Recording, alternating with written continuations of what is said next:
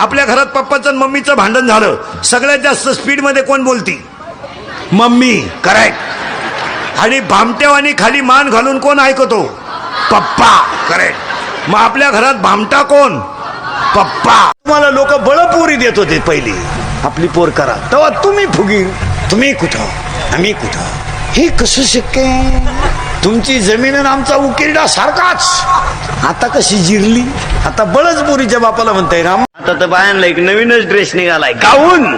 अरे ड्रेस यहाँ से यहाँ तक, बिगर एसटी स्टँड ड्रेस, कुठं बटान नाही, कुठं द्वारखान नाही, कुठं काय नाही, यहाँ से यहाँ तक गाऊन.